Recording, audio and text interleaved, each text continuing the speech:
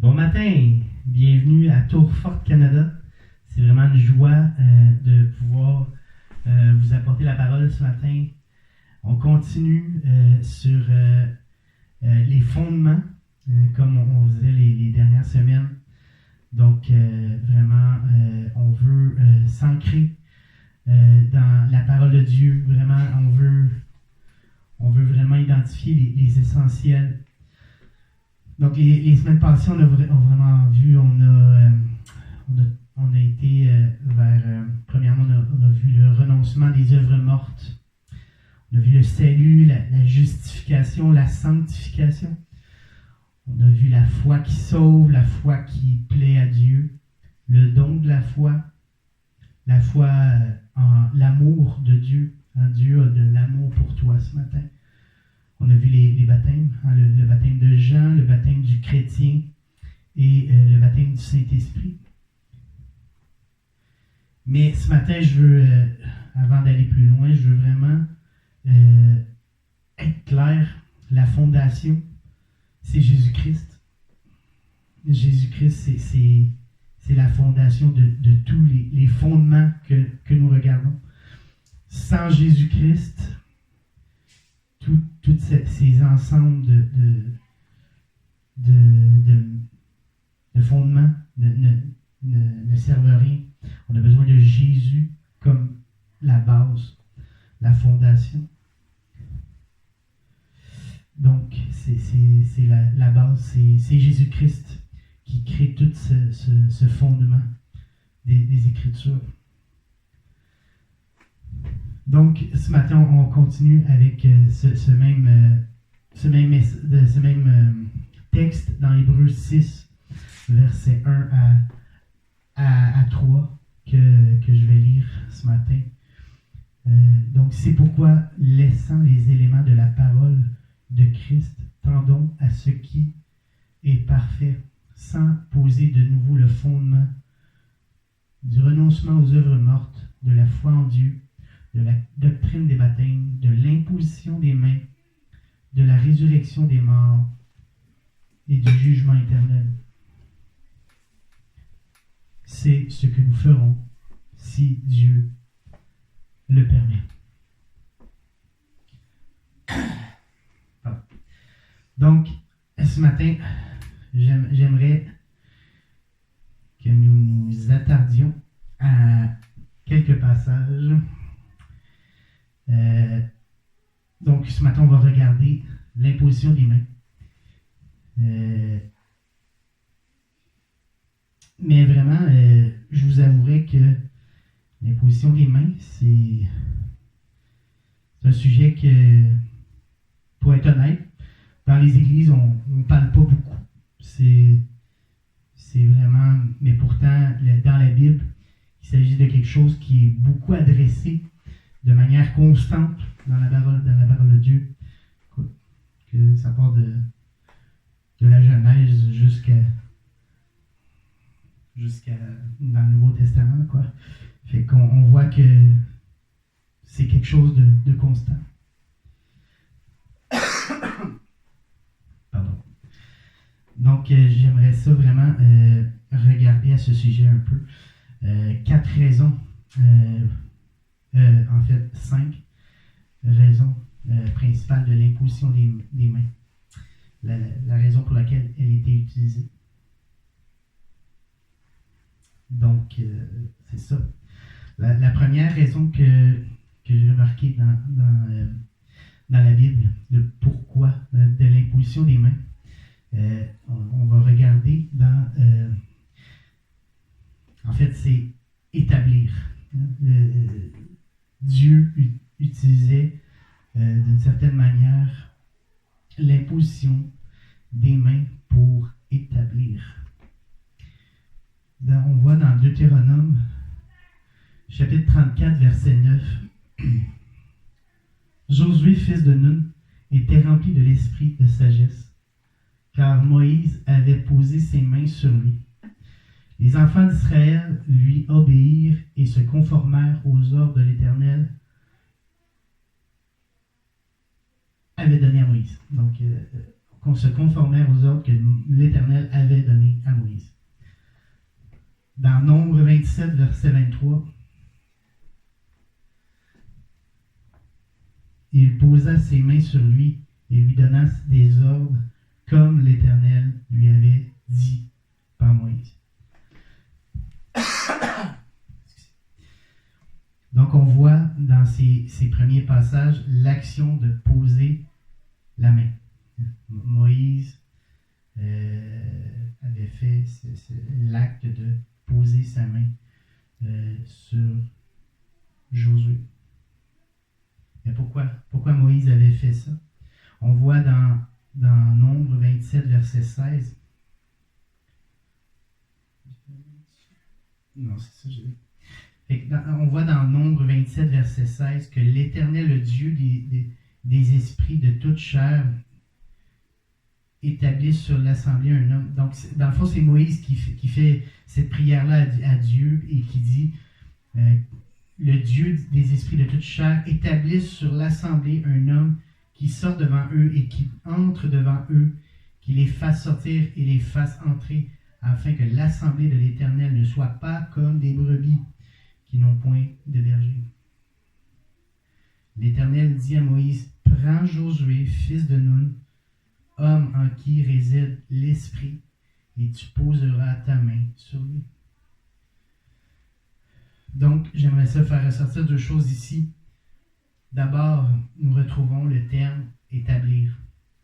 Donc, Moïse se tourne vers Dieu et il lui indique sa préoccupation. Moïse était préoccupé de ce qu'il allait bientôt partir, mais que le peuple allait être laissé à lui-même. Et donc, Dieu va remédier à cela. Il va lui donner les instructions. Dieu va donner les instructions à Moïse. Moïse avait un cœur de berger. Et Dieu avait un désir que son peuple ne reste pas sans berger.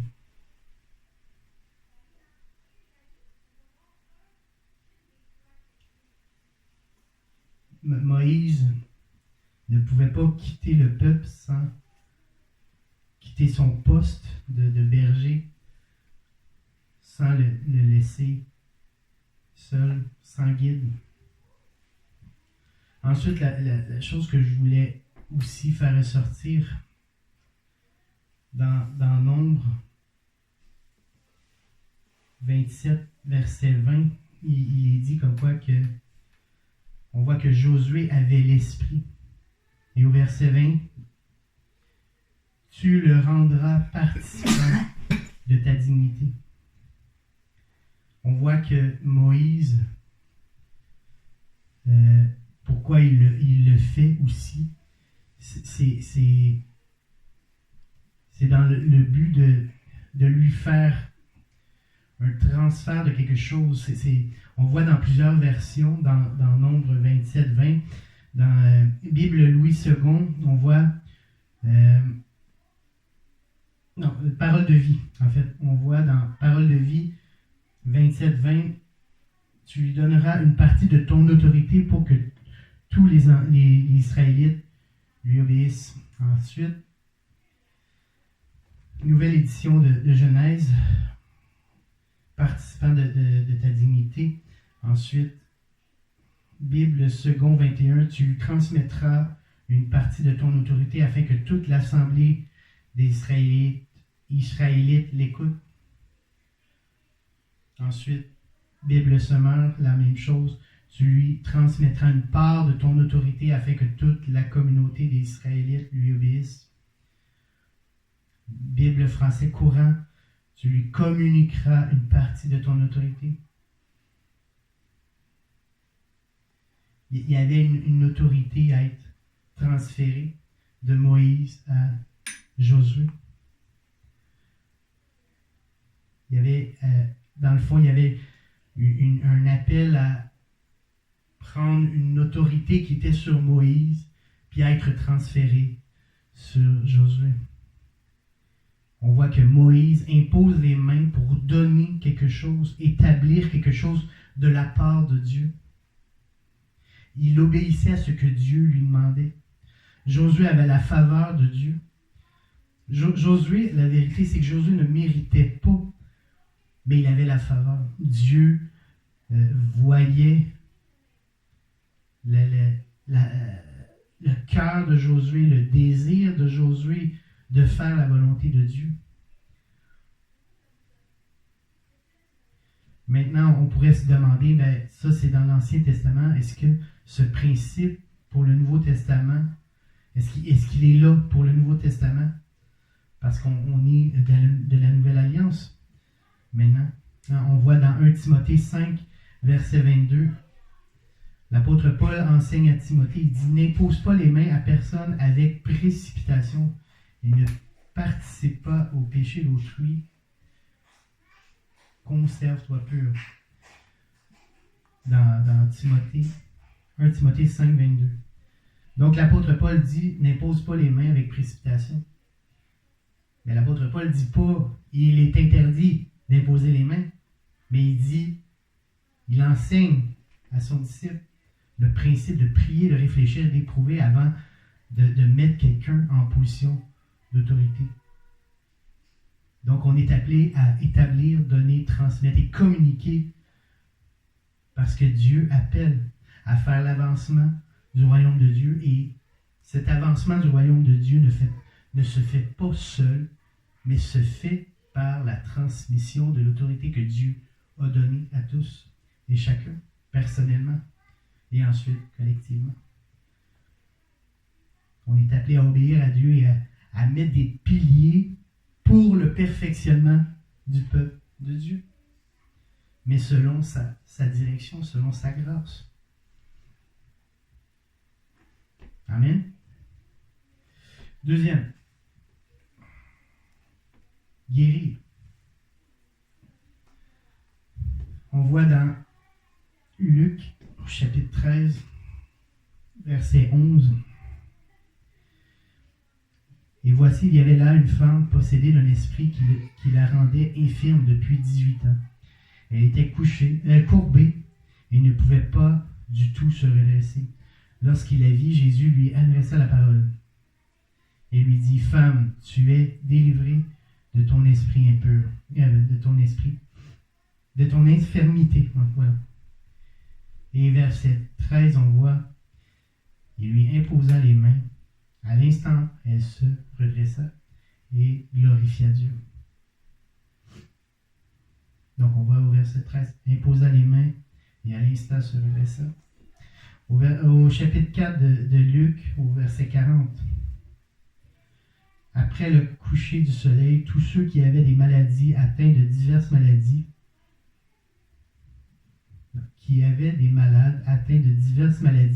les lui amenèrent. Il imposa les mains à chacun d'eux et il les guérit.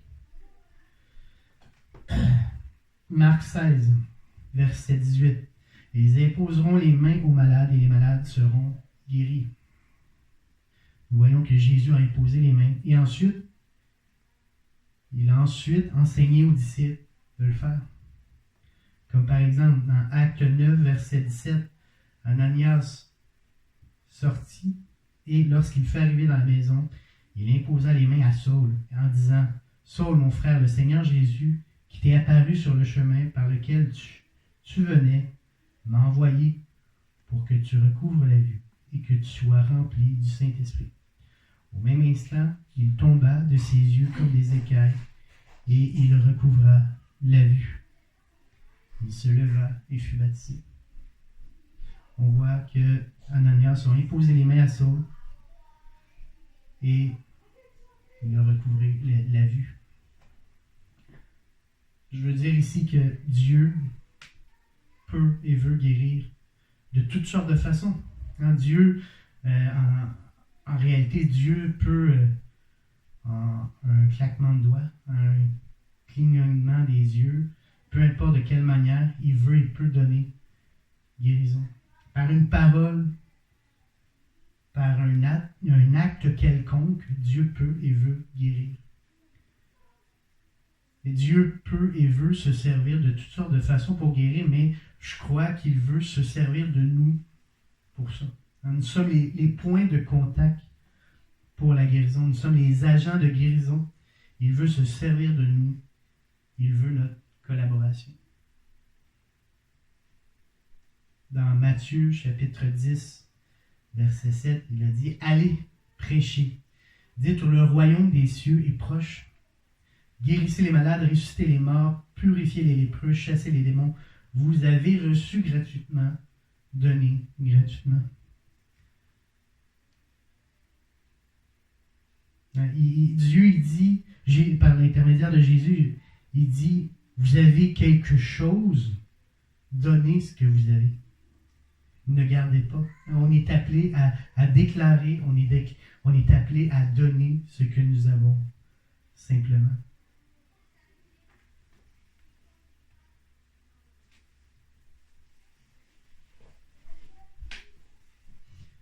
Ensuite, troisième chose, bénir. Dans Marc 10, verset 15, on voit « Je vous le dis en vérité, quiconque ne recevra pas le royaume de Dieu comme un petit enfant n'y entrera point. » Puis il prit dans ses bras et les bénit en leur imposant les mains. En leur imposant les mains. On voit le terme ici, c'est vraiment dans une bénédiction. Le terme ici qui est employé, c'est vraiment Jésus a vraiment déclaré une bénédiction, mais vraiment ça l'incarnait la bénédiction. Jésus a incarné la bénédiction envers ses petits. Il n'a pas juste fait une sorte de rituel ou une sorte d'acte religieux. Jésus a incarné la bénédiction. Il a déclaré une parole vivante pour des enfants qui en avaient le besoin. Jésus nous appelle de la même manière à déclarer la bénédiction en imposant les mains, en déclarant la parole de Dieu, en prêchant la bonne nouvelle. C'est l'appel du disciple de Jésus, de faire comme le Maître, de faire ce que Jésus a fait.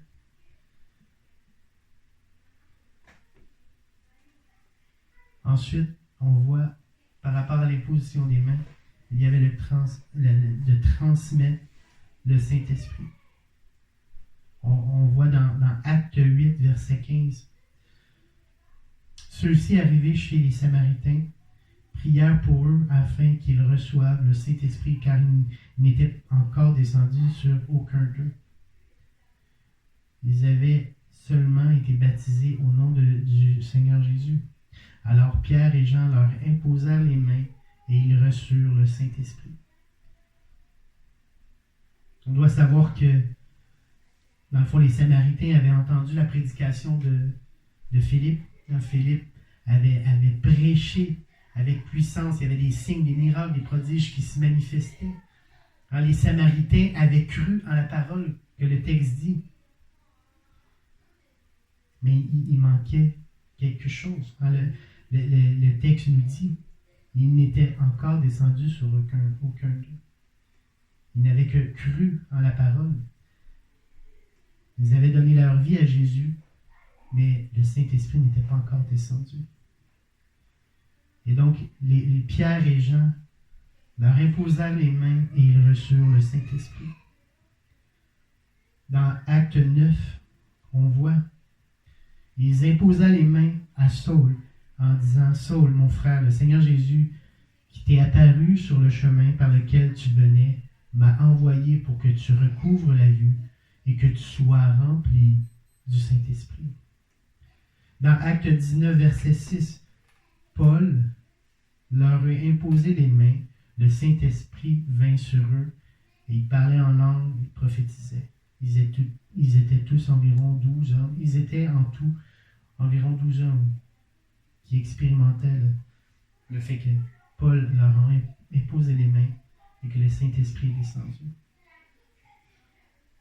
On voit des exemples de par le fait qu'on impose les mains aux malades, on impose les mains à quelqu'un et que la personne reçoive le Saint-Esprit.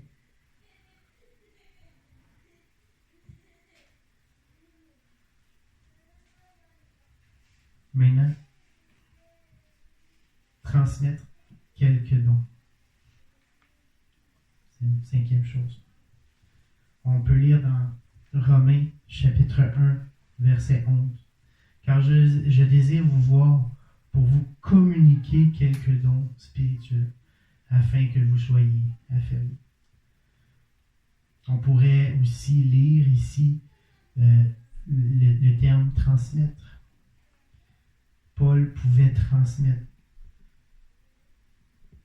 On voit aussi dans 1 Timothée 4, verset 14, « Ne négligez pas le don qui est en toi et qui t'a été donné par prophétie avec l'imposition des mains de l'Assemblée des anciens. »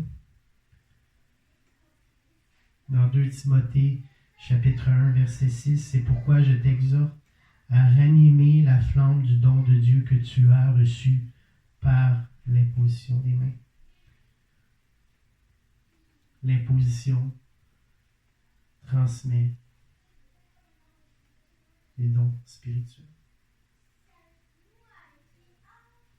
Ma prière ce matin, c'est que nous puissions être activés par la foi en ces fondements, en ces fondements que Jésus, encore aujourd'hui, qui est notre fondation, a ce même désir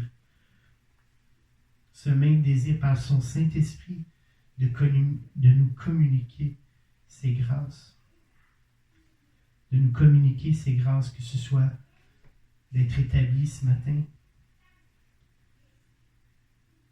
son désir d'établir ce matin.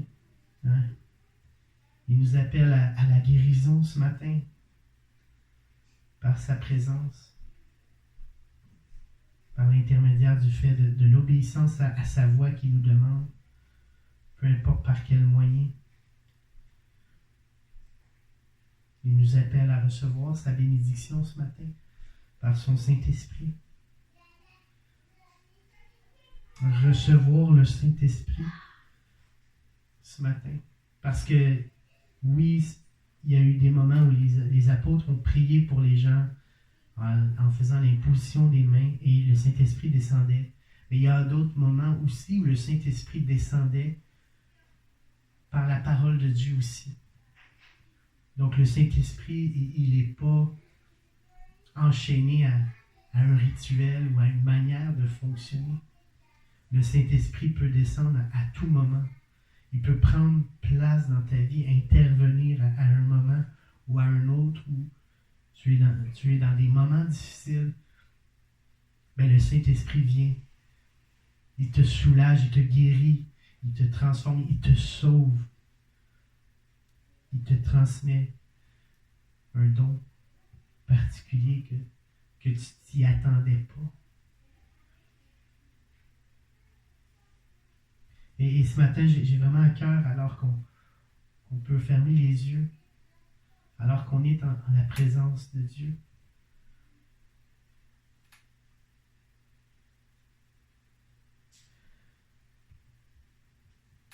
Seigneur Dieu, merci de ce matin de nous communiquer ces grâces. Peu importe là où tu es, peu importe là où tu es, où est-ce que tu es assis, où est-ce que tu es debout, là où tu entends cette parole, le Saint-Esprit veut te communiquer quelque chose de rafraîchissant. Il veut t'établir. Le Saint-Esprit veut t'établir ce matin.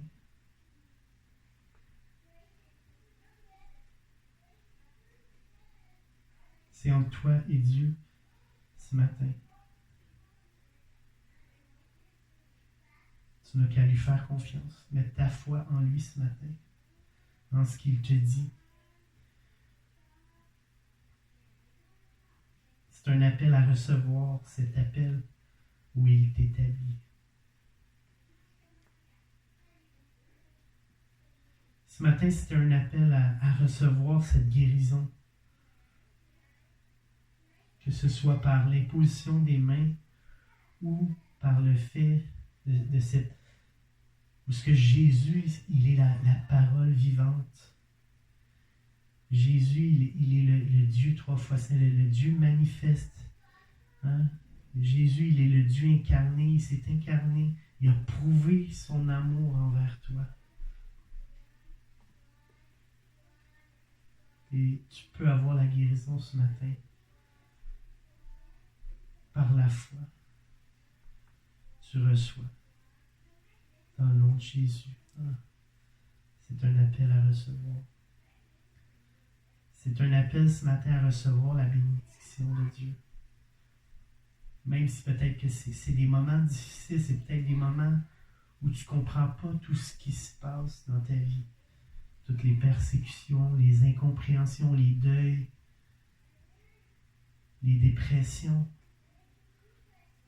Jésus veut relever. Jésus veut bénir. Jésus veut soutenir ce matin.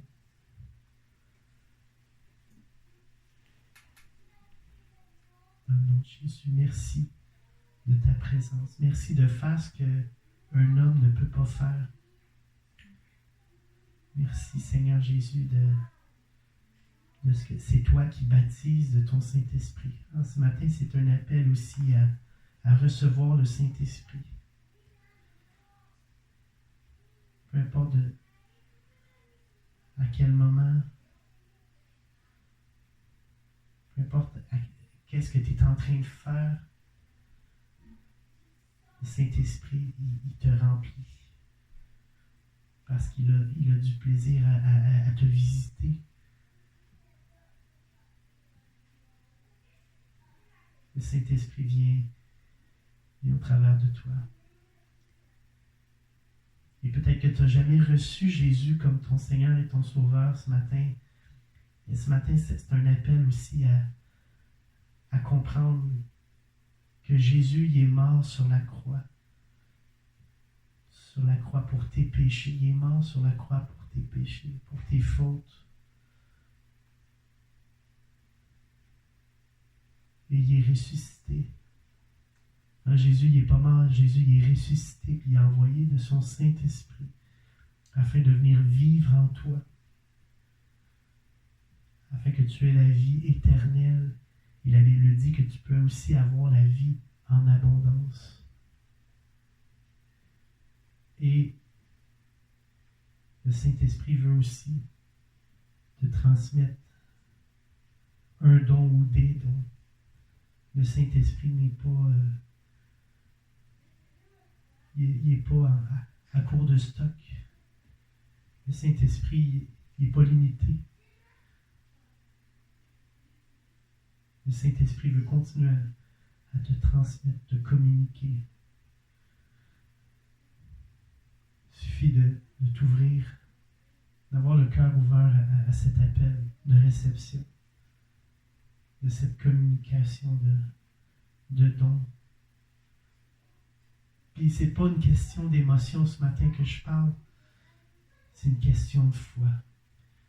C'est une question de réception que le Saint-Esprit te communique ce matin. C'est le message que j'ai sur mon cœur ce matin.